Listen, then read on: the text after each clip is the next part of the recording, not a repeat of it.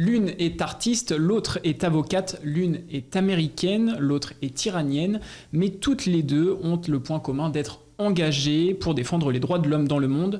Amnesty International Rouen, nous allons en parler aujourd'hui avec Marie Auchard, membre du groupe. Bonjour. Bonjour. Alors, nous allons évoquer Joan Baez, une chanteuse américaine engagée, mais aussi Nasrin Sotoudeh, avocate actuellement prisonnière politique. Durant leur vie, certaines personnes défendent et améliorent la cause des droits de l'homme, alors il fallait bien les mettre en lumière. C'est le cas de l'artiste Joan Baez. Âgée de 80 ans, cette femme s'est engagée contre la guerre, mais aussi l'injustice sociale. Pouvez-vous nous parler de la jeunesse engagée de cette personne ?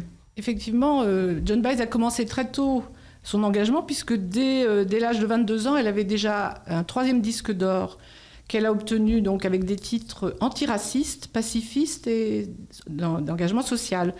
Et dès les années 60, donc, elle est devenue l'égérie de la génération contestataire des années 60 que les gens de mon âge ont vécu, disons. Et donc, c'est lié en fait, à son enfance. Son père travaillait pour l'UNESCO et donc elle a vécu notamment à Bagdad où elle a vu des scènes horribles de misère pour les enfants, etc. Donc ça a commencé très très tôt dans sa vie, l'engagement, puisque c'est une femme très engagée, une chanteuse très engagée. Oui, elle était également proche du pasteur Martin Luther King. Cette américaine a beaucoup voyagé, comme vous l'avez dit, en raison du travail de son père pour l'UNESCO, mais aussi dans l'enseignement. Elle a notamment vécu en France quelques temps, et ses nombreux voyages vont influencer la jeune Joan.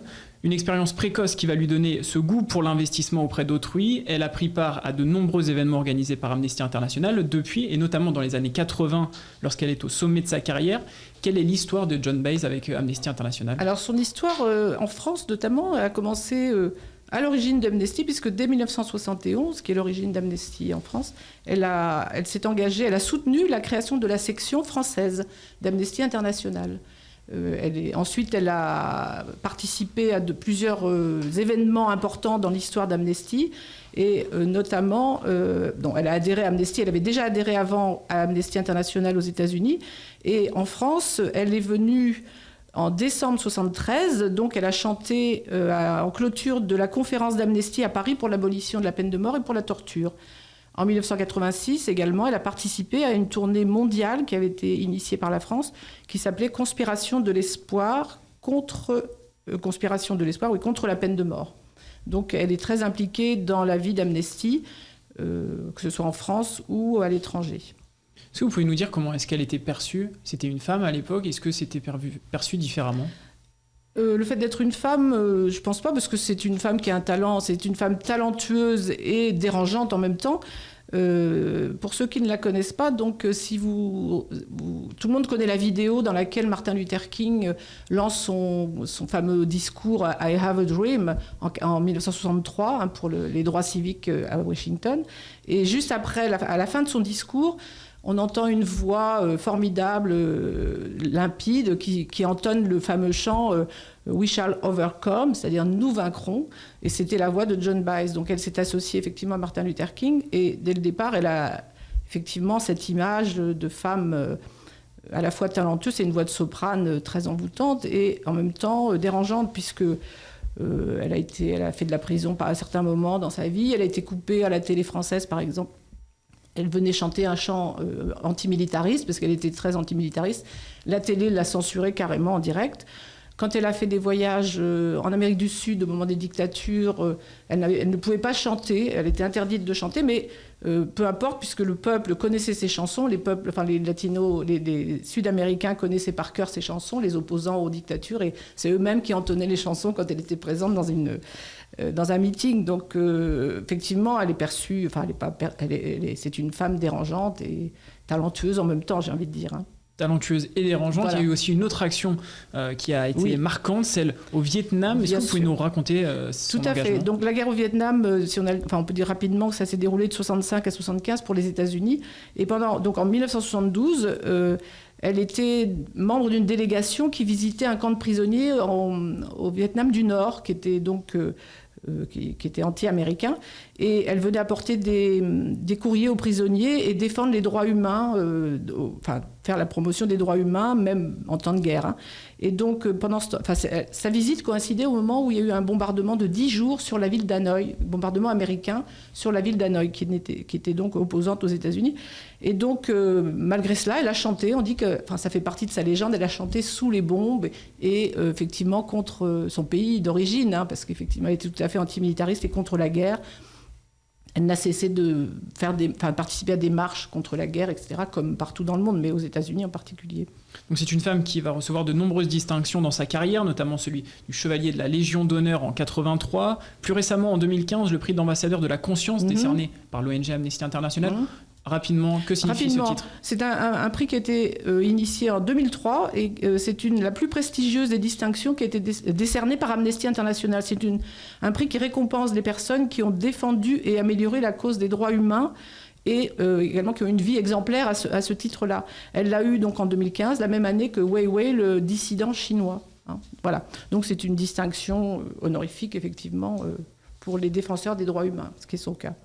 Et passons à une autre figure de la défense des droits de l'homme, avec Nasrin Sotoudeh. À 58 ans, cette avocate iranienne est actuellement prisonnière politique en Iran. Expliquez-nous pourquoi. Alors pour nous, Amnesty, c'est une prisonnière d'opinion.